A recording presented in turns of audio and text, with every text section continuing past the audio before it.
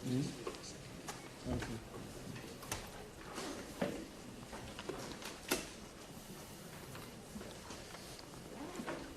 Good afternoon, everyone. Thank you very much for coming. We'll just wait for 2 seconds. Our two other speakers, we may not have informed them of the change of the room. So. You might find it bizarre to be alone in the shop.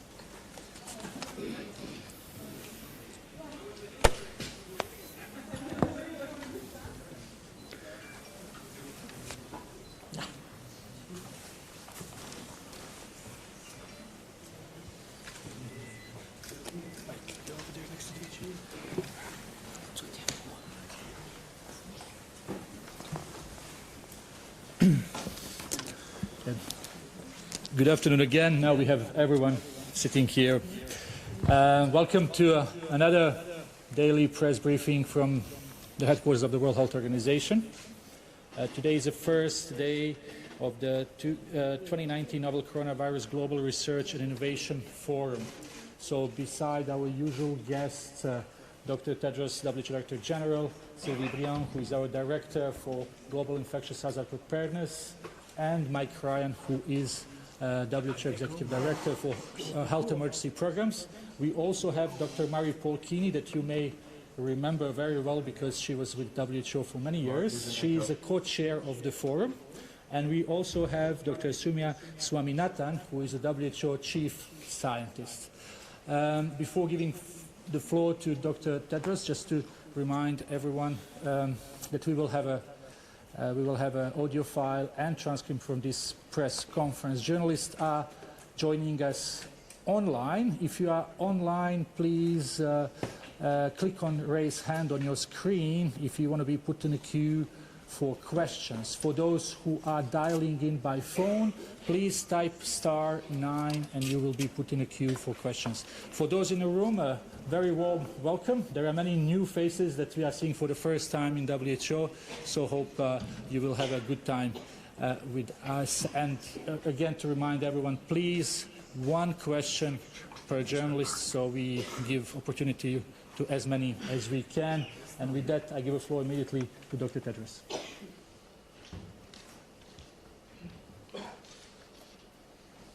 Thank you, Tariq.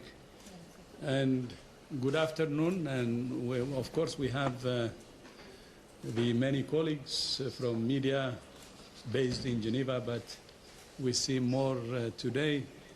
And I understand this is because of the conference we're hosting. Thank you so much for your interest and welcome everybody. Before I update you on the coronavirus outbreak, I would like to start with a few words about Ebola. As you know, we have two fronts now. Although the world is now focused on coronavirus, we cannot and must not forget Ebola. We're very encouraged by the current trend. There have only been 3 cases in the past week and no cases in the past 3 days. But until we have no cases for 42 days, it's not over. As you know, any single case could reignite the epidemic, and the security situation in Eastern DRC remains extremely fragile. So we take the progress on Ebola with caution, although it's a big success.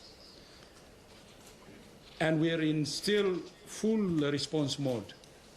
Yesterday alone, we had 5,400 alerts that were investigated.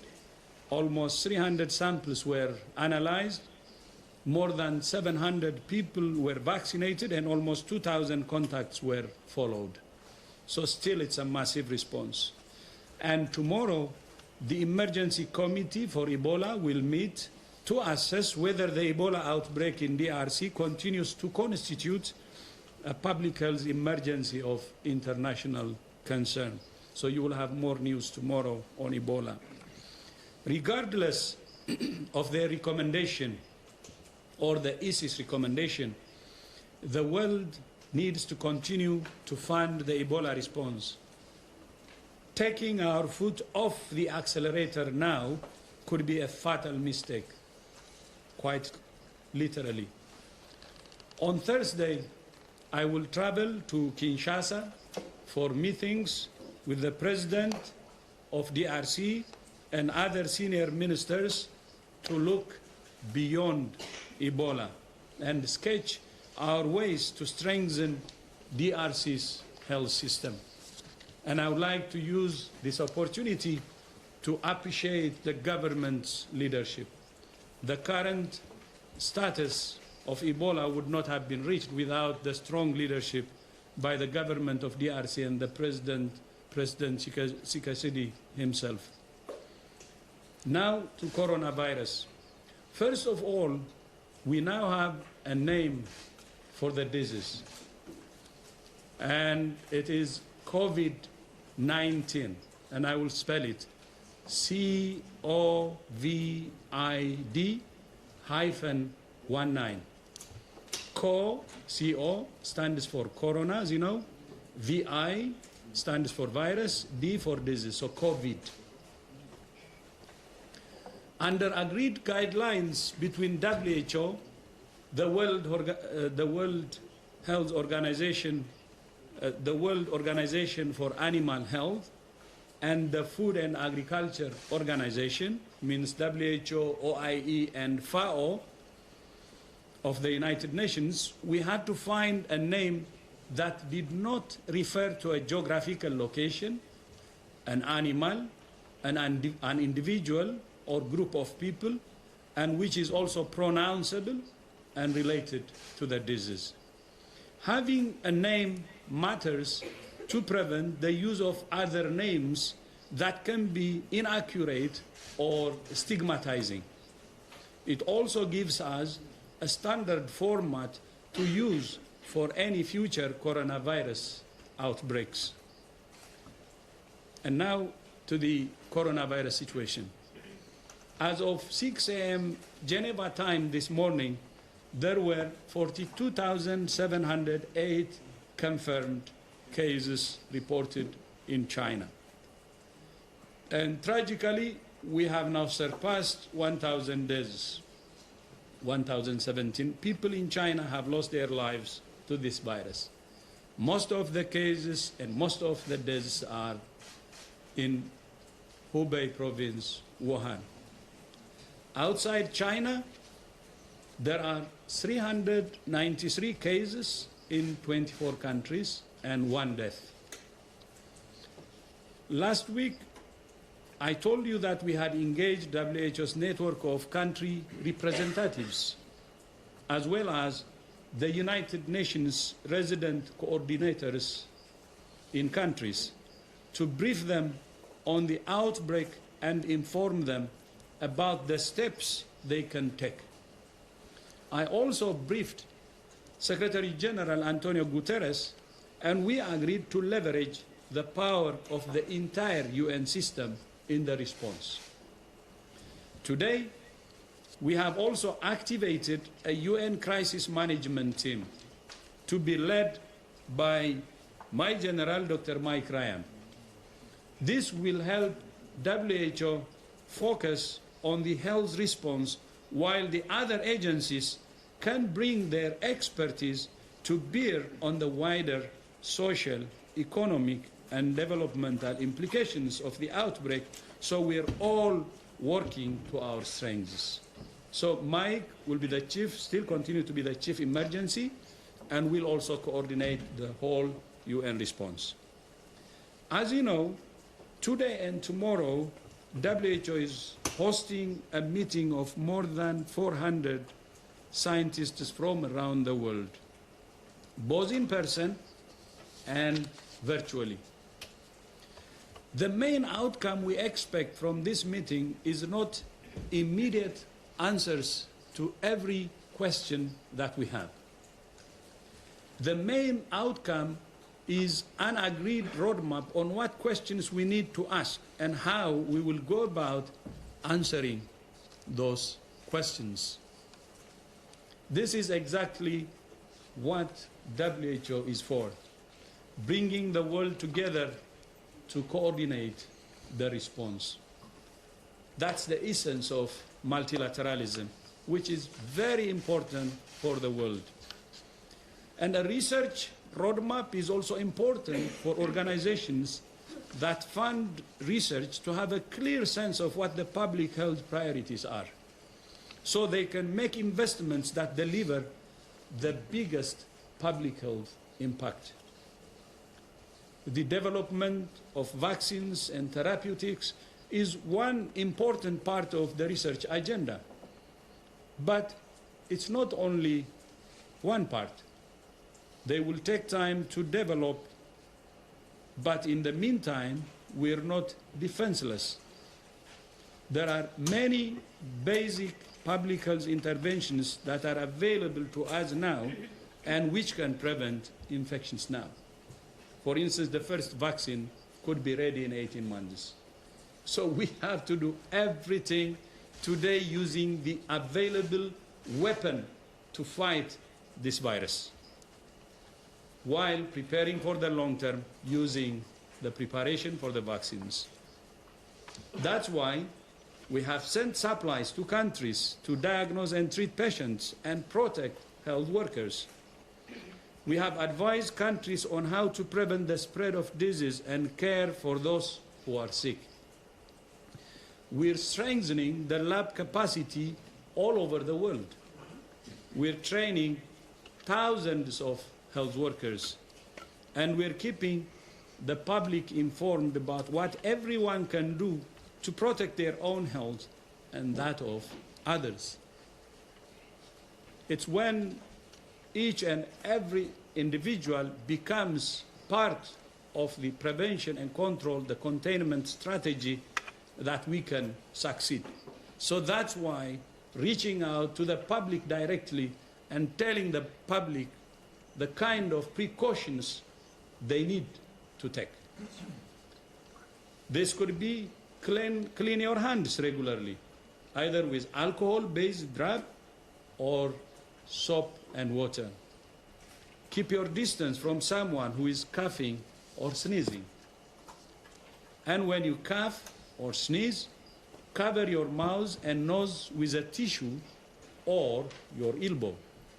It's also important to remember that while we need investment in research and development, we also need investment in stopping this outbreak now.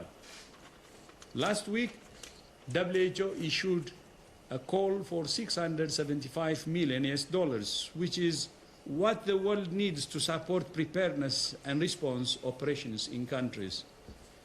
We thank those countries that have contributed so far, and we call on all those who haven't to contribute urgently. There are many positive signals in terms of funding, and we hope all these positive signals will materialize. If we invest now in rational and evidence-based interventions, we have a realistic chance of stopping this outbreak. We have a window of opportunity. Maybe you're tired of me saying window of opportunity, but there is a window of opportunity.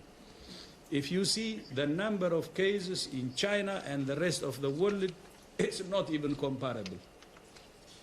More than 40,000 in China, while in the rest of the world, it's only in the 300s, and only one death. You strike hard when the opportunity is there, when the window of opportunity is there. So that's what we are saying to the rest of the world. Let's be serious in using the window of opportunity we have. We shouldn't lose this opportunity. If we lose, we will regret it. And the opportunity was created because of the serious measures that China is taking in Wuhan and the other affected provinces. That is slowing the spread of the virus to the rest of the world. But I don't think this status can stay the same for long. That's why we have to use the current window of opportunity to hit hard and stand in unison to fight this virus in every corner. If we don't, we could have far more cases and far higher costs on our hands. And I don't think anybody wants that. This is a common enemy, and we have to fight it using this window of opportunity and fight it hard. I thank you. Thank you very much, Dr. Tedros, for these opening remarks. So just to remind... Sorry, may I add one please, thing? go ahead. Some colleagues here, including my colleague journalists, friends, were asking me, where is Maria? I didn't know Maria is so popular now. So Maria Van Kerkhove is part of the expert team, and she is in Beijing, and she is well, if you're worried. So you will see her virtually, if she's listening. And just for your information, so she's with Bruce in Beijing, and hopefully she is listening, as Bernard had said. But I'm very happy to see the respect you have for her, and I'm glad that I have a very strong team, which I'm really proud. They're working day and night, 24/7, round the clock, under stress, but really going with commitment and saying that we will not rest until this outbreak is over. So Maria is one of them, and thank you so much for reminding me for asking me where her whereabouts is. Thank you. Thank you very much, Dr. Tedros, and greetings to Dr. Van Kerkhove, who is listening to us. Before we start taking questions from the floor, again to remind the journalists online to click raise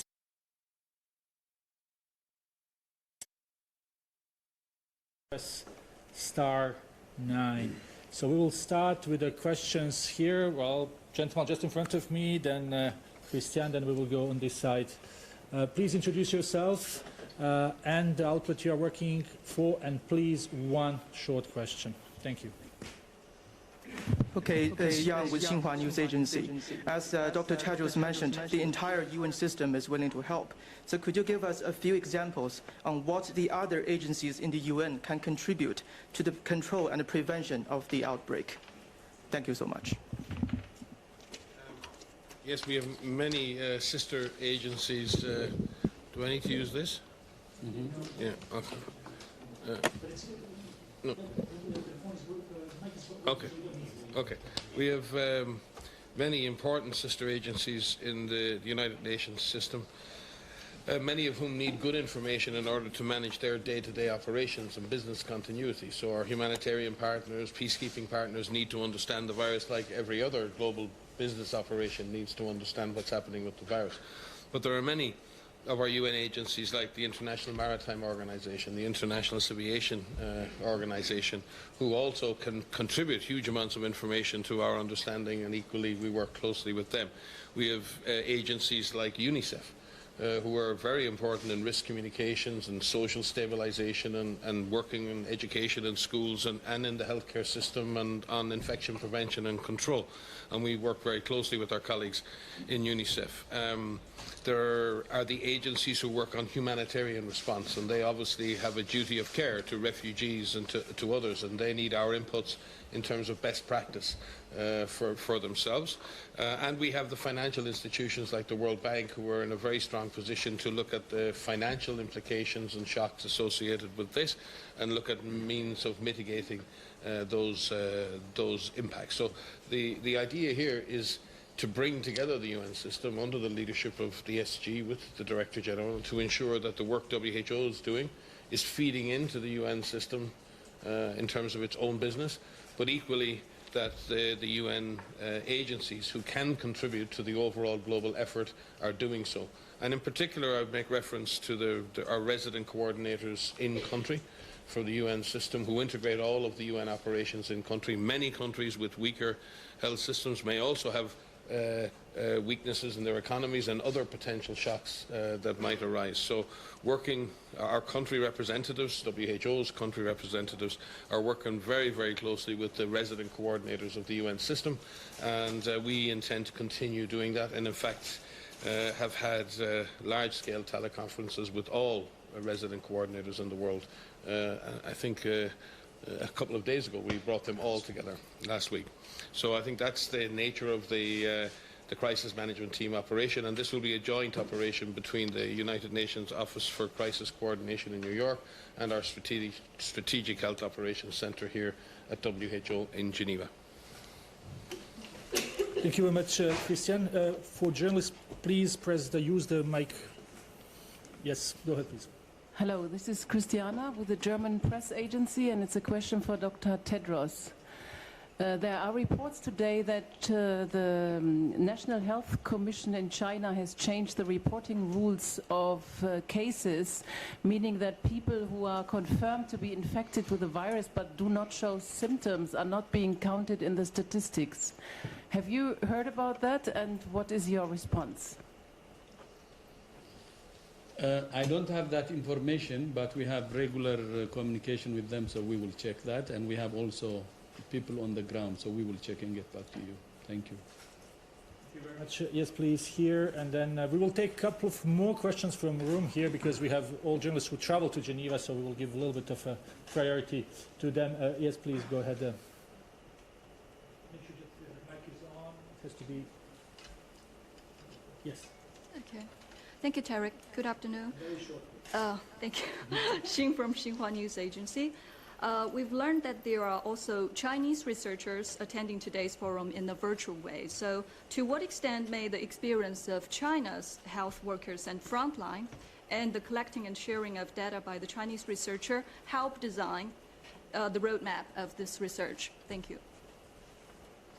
They actually have first-hand experience and a lot of experience, and surely they will help. And not only that, they will significantly shape the roadmap.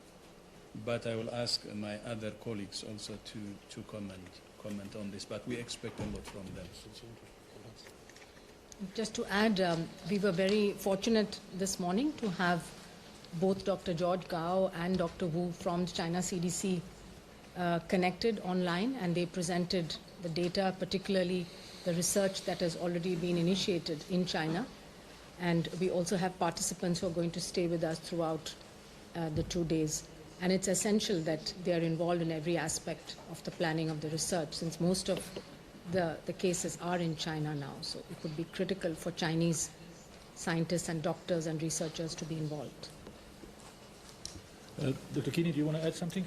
Well, also to say that there have been a lot of preparation from the WHO colleagues for this forum, and that thematic group have met virtually through teleconferences, and as much as possible, as much as they were available, because they have other things to deal with right now. The Chinese scientists have been involved in this discussion, and we certainly hope that they will continue to be engaged in drafting, in setting this roadmap. We also have had the opportunity to have vaccine manufacturers from China participate in today's meeting. And Sylvie has more information on the question you asked, so please, Sylvie. So yes, we ask our colleagues in the field about those changes of case definition, and indeed it's normal to adapt the case definition to the reality.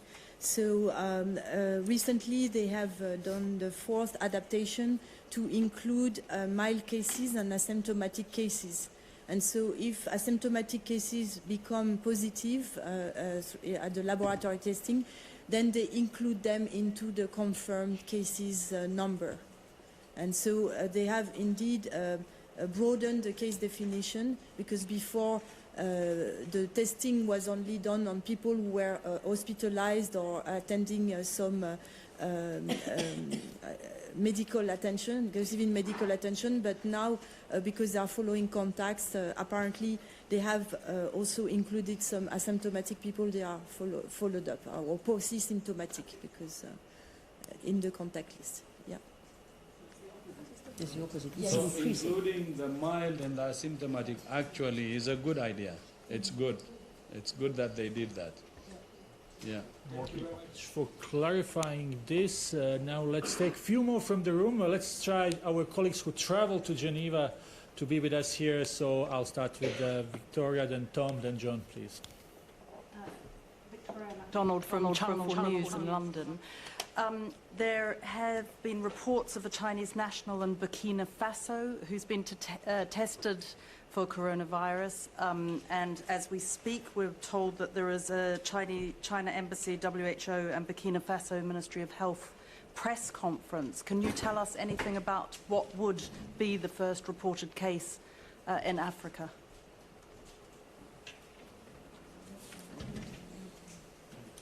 So we don't have that information. We had some suspected cases in 3 or 4 countries, which were all negative, but the Burkina Faso is something new which we haven't heard about, and we will follow up on that. Thank you. Please.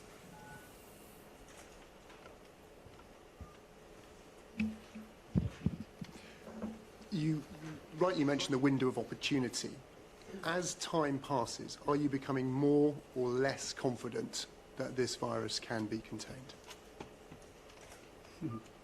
As time passes, my confidence will depend on how, the strengths of measures we take. And that's why we're asking countries to be as, aggressive as possible, because we're still in containment strategy. And we shouldn't allow this virus to have a space, to have local transmission. So it depends. We may, miss or squander this opportunity or use this opportunity. And I'm saying we still have time, and let's not squander this opportunity.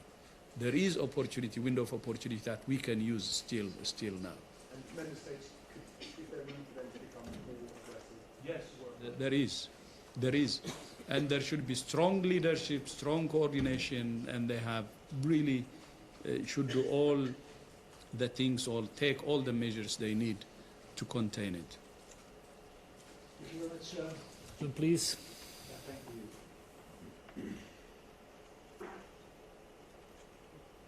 There we go. There is a cruise ship, the Westerdam Luxury Liner, which has been unable to dock. It's been turned away from multiple ports. Given your guidance on travel, do you have any message about that? And have you talked with any of the countries that have refused docking to this Westerdam cruise ship?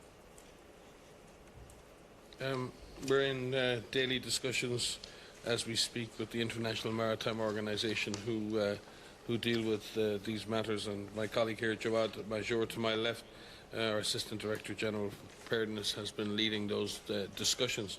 We've been looking at a number of different ships, mainly cargo vessels and not necessarily cruise liners.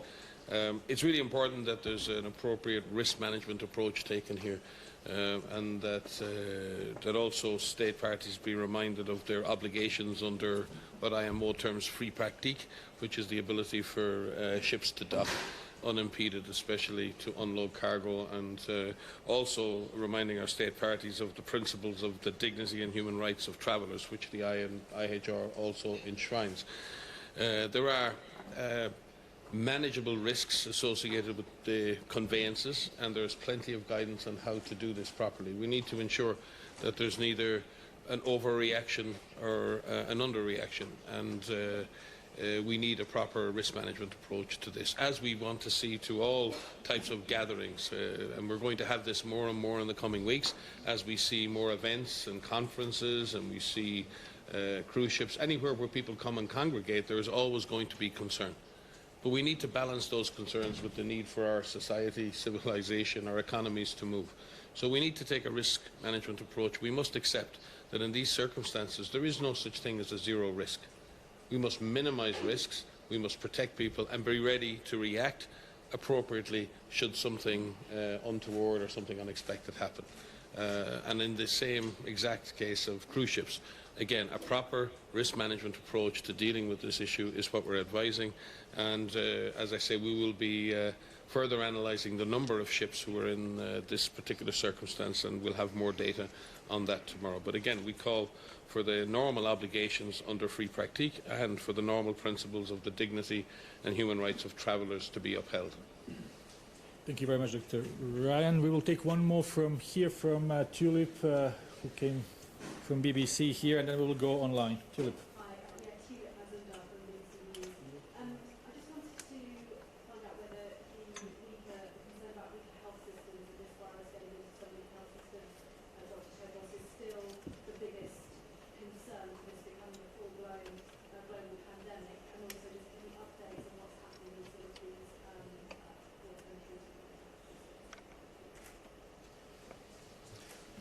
Yeah, thank you. Maybe you must be tired of me saying for some time now, since I became DG, many journalists ask me, what's your, what wakes you up at night? And I say, pandemic flu and any pandemic disease. And the reason for that is exactly what you say, because we have countries with weaker health systems. And as you know, we're as strong as the weakest link. And the world is getting smaller and smaller. It's a globalized world. And whatever happens at the weakest link could affect all of us. So that's why when we think about investing in our respective health systems, we should not forget to invest in countries' weaker health systems that need support. So my message again in the middle of this outbreak is the same.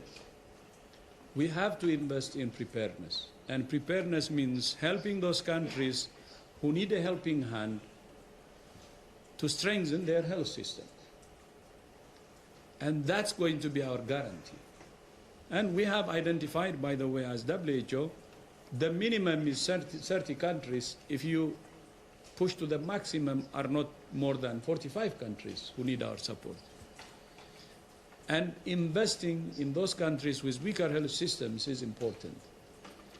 I think we're now having a real problem in our hands.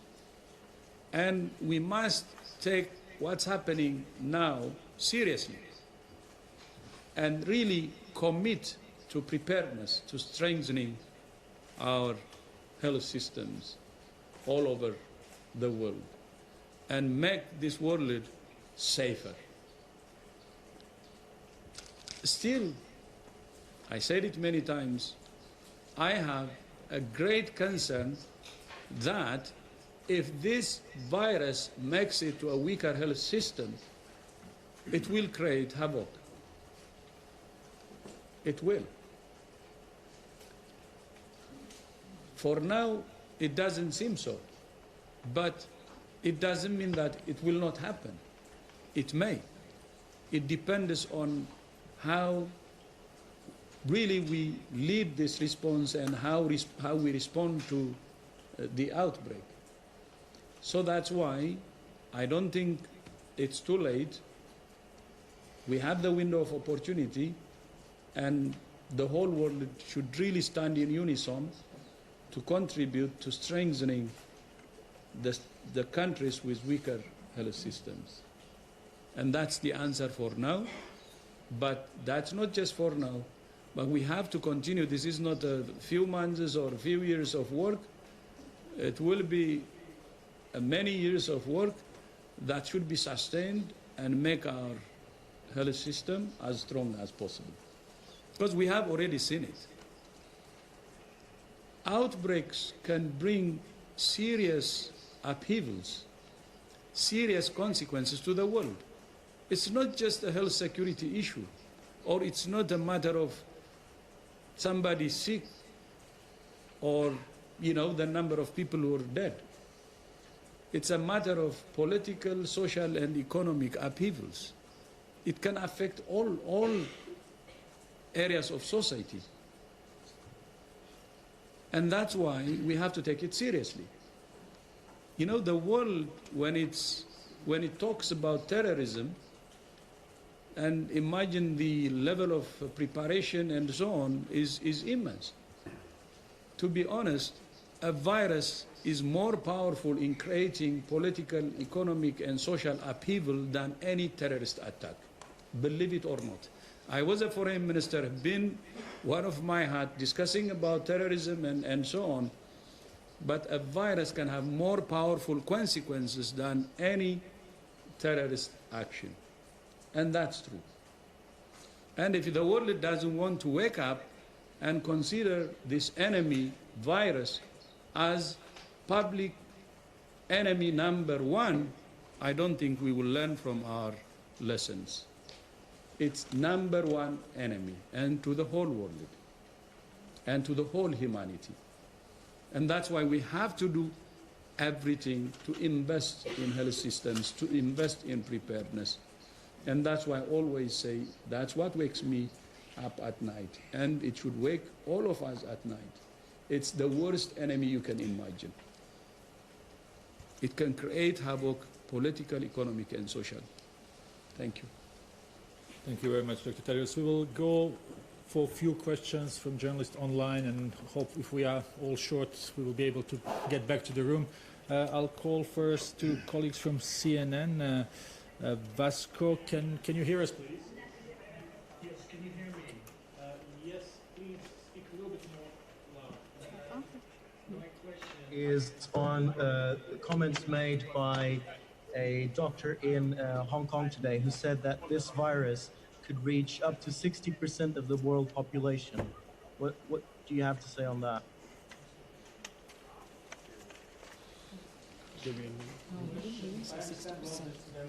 Someone from Hong Kong who said that this virus could reach 60% of world population.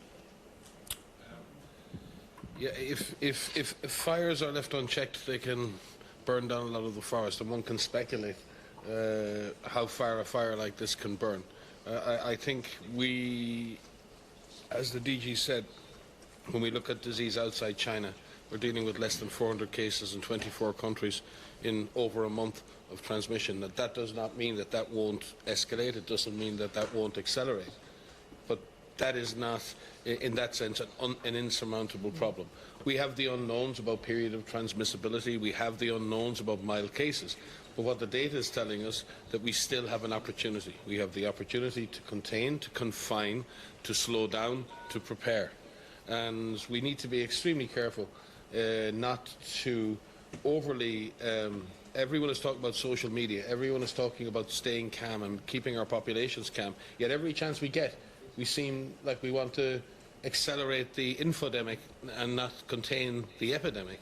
So I think we need to be very balanced and careful here with our populations, with our communities. They already have concerns, and they're concerned.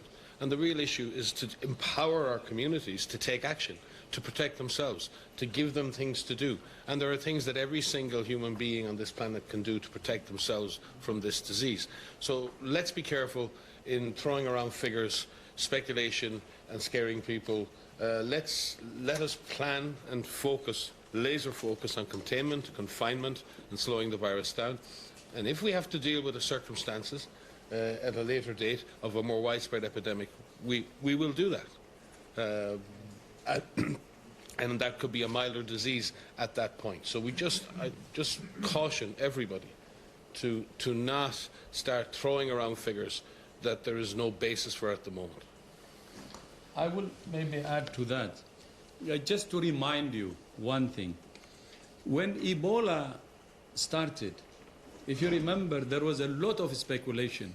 And some people were saying it will really move or spread all over the world. This is going to be dangerous, and estimate speculation after speculation. And our position was, okay, expecting the worst may be fine, but let's see what we can do. And we said, as WHO, containment is possible. So let's not just go into extremes. And you remember, we were actually being attacked for advocating for containment, keeping this virus, Ebola, in DRC, and finally finish it. And you remember that. And what happened now? A year and a half, it's contained in DRC. You remember it crossed to Uganda, 3-4 cases, and it was hammered because Uganda was prepared. It's still contained in DRC. There were speculations, there could be speculations. And I don't mind with speculations, but let's have also the balance. What can we do within our hand to really contain this outbreak? And the strategy, by the way, with what we're using now is the same. Hammer the source, hammer the epicenter, slow or prevent the spread of that virus to the rest of the world. And that was exactly what we were trying to do in DRC. So we don't want, as WHO, go into speculations. We prefer actually, okay, people can have projections, that we prefer what can be done with the equipment or with the solutions at hand and do our best to contain it at the source without undermining its gravity, without undermining the serious consequences it may have. And that's what we did, and that we want for this one. Of course, Ebola and this are not the same. Ebola is lousy. This is airborne. Corona is airborne. It's more contagious. And you have seen it, how it went into 24 countries, although it's small number of cases. In terms of potential to wreak havoc, the corona is very different from Ebola. Corona has more potency, virulence. We take it more seriously, but still the position should be, instead of speculation, really to focus at the source, to do everything at the source, slow the spread, stop the spread, invest more in containment, and based on the situation, move into other strategies if necessary. So, meaning we have to be realistic. We have to be calm. But we have to take also serious measures. That's what we advise. And many of the instruments to check it are in our hands. But we can expect, of course, serious things, but let's do whatever we can and contain it. Thank you. Thank you very much, Dr. Tedros. Let's take one more question from line. John Cohen from Science. John, can you hear us? I can. Can you hear me? Yes. Yes? Do you hear me? Yes. So can you quickly clarify what the virus name is? You said the disease name. And also, have you received any information from China about the environmental samples tested at the marketplace and whether any animals were tested? Do you have any details at all? This is the disease, it's not the virus. Yeah, it is the disease name. It's COVID-19. Do you want to? You can move So, So the name of the disease is COVID-19. That's coronavirus disease 19. And the reason for choosing the name, I think the Director General pointed out what certain principles are when you name the disease. Coronavirus is a group of viruses that's quite common. There are already many known human strains of corona and many, many animal strains of corona. So it is possible that in the future there'll be another strain of coronavirus, and then that could be also named by the year in which it appeared. So it allows for future naming of other coronaviruses. And at the same time, this disease also allows the entire spectrum of clinical manifestations to be covered. It is because it's a respiratory, it could also manifest in other forms, and so it's a broader name. The virus itself is named by the international group of virologists who will look into the taxonomy. There's a particular taxonomy that they follow, and then the genus, the species, etc. would be specified. But it's important to have a name for this disease that everybody uses both for scientific purposes to compare. When you want to compare the literature, you want to compare data, you need a common terminology, and also to avoid a number of different stigmatizing or other forms of confusing names.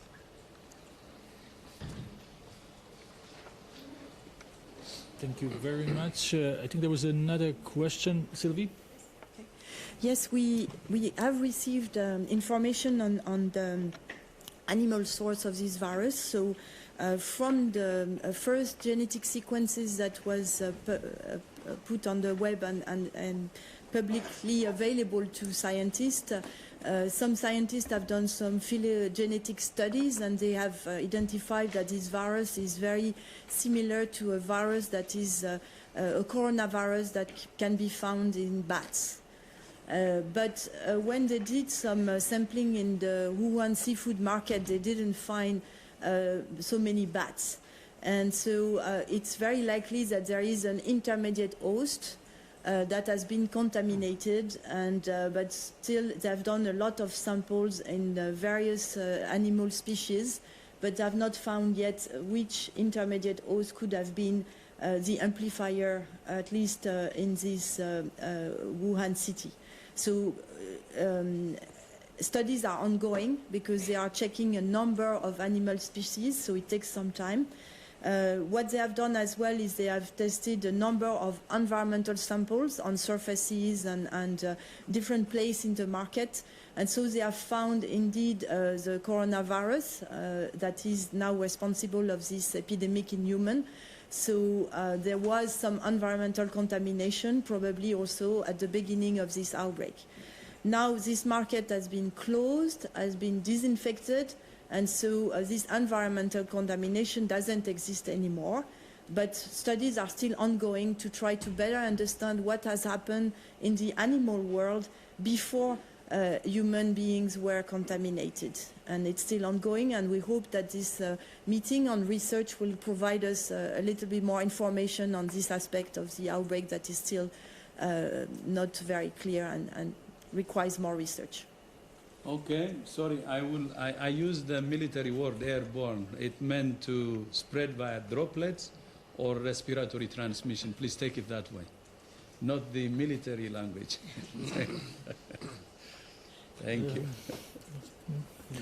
Thank you very much for clarification. We will go back to the room as I have some questions. We'll start with Bodhi, then Stephanie, then Gunilla. Very short, one question, please.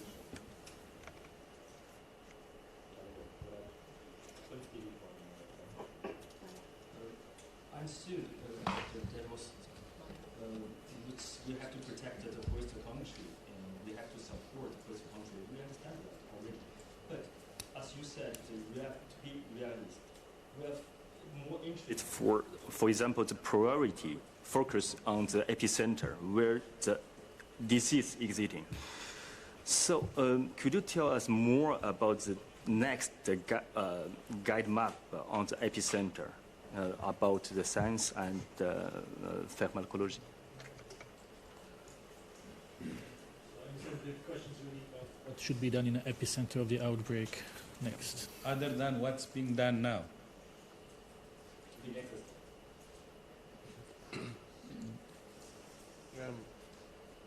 I think, well, certainly from our observations and from working with authorities in China, they've been heavily focused on three issues, I think. Wuhan and Hubei itself, the surrounding or the provinces who have been more heavily affected than others, and they've sort of had a three-pronged approach. And you can see the way they've had very strong measures in Wuhan, but they've extended those measures to defined areas outside Wuhan where they feel the epidemiology was getting more difficult or more challenging. So they're operating sort of, I believe, on sort of a three-pronged strategy. You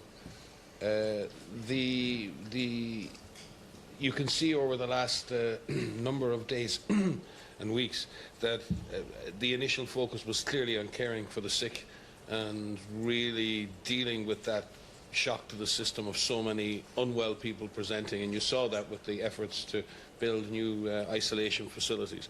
But increasingly what we're seeing is the community at large, community committees, and the mobilization of community-based surveillance, community-based activity in order to detect milder cases. And you can see by the way the case definition is being shifted now.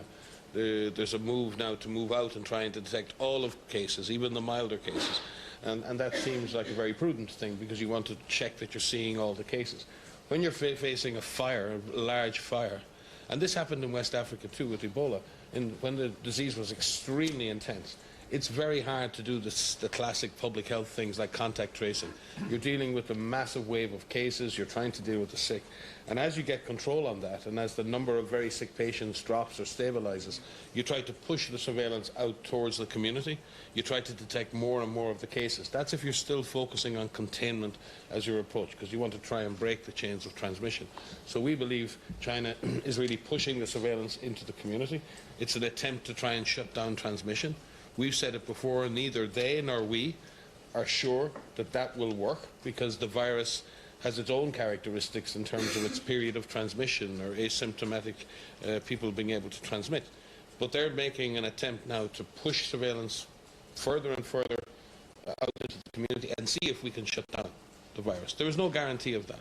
So that's what we're seeing in terms of the shift.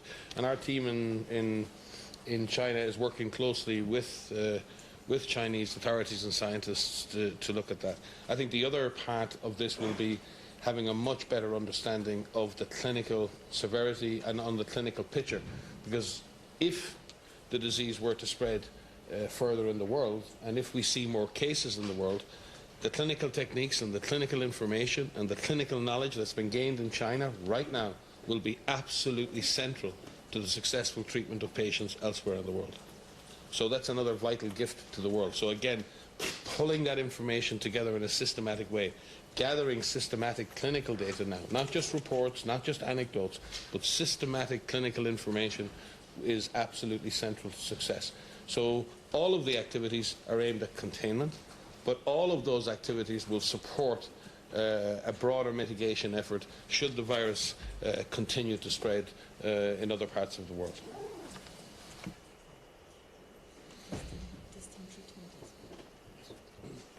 Yes, and clinical trials, sorry. Sylvie reminded me that right now with the caseload in China, while it's a very terrible toll, and again, we recognize the work of the health workers and the suffering of communities of families in China. They're suffering on behalf of us all. But there is an opportunity to test drugs, and already at least one clinical trial is underway, and we're working with Chinese scientists on further clinical trials that will allow the immediate testing of drugs in that setting, and the results again of those trials will be available in time to guide clinicians in other parts of the world. So again, that's another important strand, and again a further and complete understanding of the source. As I said, a presumption of the source is a dangerous thing, because even if we were successful in this attempt to confine and contain the virus, if we don't know the source, then we're equally vulnerable in future to a similar outbreak, and understanding that source is a very important next step in the strategy. Thank you very much. Some of our speakers have to go, so we'll take super short 2 questions that I promised to Stephanie and to Gunilla. Very short, because you have to go. We will have other opportunities already tomorrow. We'll be here. Stephanie. I just wondered, the Director General, in your speech, you referred to a very grave threat potentially to the rest of the world from this virus, which is clearly an emergency in China. I wondered if you could elaborate on that, especially for our visual colleagues, and what led you to use that language this morning. Was there some change in your risk assessment overnight? Was it information coming in from Hong Kong about suspect cases in a building which was later dismissed on the basis of results? Could you elaborate? No, the issue is about the use of the window of opportunity. We have a window of opportunity now for the rest of the world. We see what's happening in China in terms of the number of cases and fatality. So if we don't use the window of opportunity we have now, if we don't operate with a sense of urgency, there could be a serious consequence. That's what I meant to say.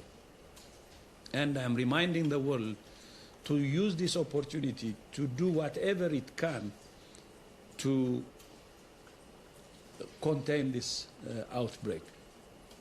Do everything it can. And there is time, because as I said, the number of cases in the rest of the world is less than 400, and there is only one death.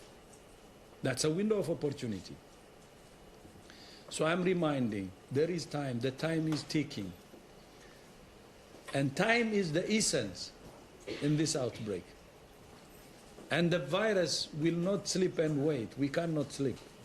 So we have to operate with a sense of urgency and with strong political commitment throughout the world. And then we can beat this outbreak. If not, then the other side will happen. So that's why. I was reminding this morning, I reminded now, I will continue to remind until the world really takes this seriously, do it with sense of urgency, and believes from the heart that the time is the essence. Time is the essence now. That's what I wanted to say. Thank you. Thank you very much. Last question, Gunilla, and then we will conclude. Very short, please.